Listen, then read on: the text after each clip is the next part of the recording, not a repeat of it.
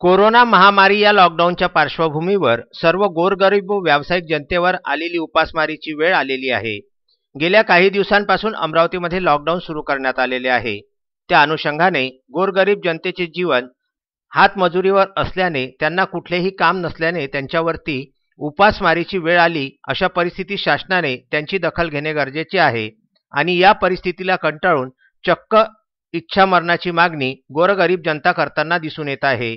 अशा परिस्थितीमध्ये गोरगरीब जनतेचे जीवन सैरभैर झालेले असून शासनाने त्यांच्या जीवनाचा विचार करून 300 रुपये रोज प्रमाणे लॉकडाऊन संपुष्टात येईपर्यंत प्रत्येक कुटुंबाला 15,000 रुपये कमीत कमी जाहीर करावी अशी मागणी अन्याय अत्याचार महिला सामाजिक संघटनेद्वारे जिल्हाधिकारी शैलेश नवाल यांना करण्यात आली आहे। जर शासन आमची जबाबदारी घेण्यास दिरंगाई करत असेल तर किमान आम्हाला इच्छामरण द्या अशी मागणी सुद्धा यामध्ये करण्यात आलेली आहे। कोरोना काळातले लॉकडाऊन सारख्या परिस्थितीमध्ये गोरगरीब जनतेचे जीवन जगणे कठीण आहे।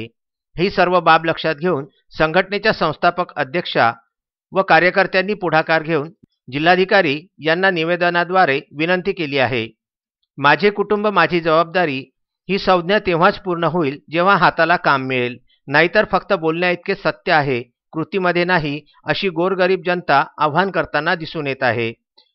जिल्हाधिकारी शैलेश नवाल यांना निवेदन देताना संघटनेच्या संस्थापक अध्यक्षा मीनाक्षी करवाडे, जया बद्रे, कल्पना परतेकी, लता सोटी, उषा पेंदाम, सविता काळे, दीप्ती भलावी, शारदा कोलाते, वंदना गुलालकरी, दीपिका वाडवे, बिंदू आठवले सहित अनेक महिला उपस्थित होत्या। Vidarbha news bureau, Amravati.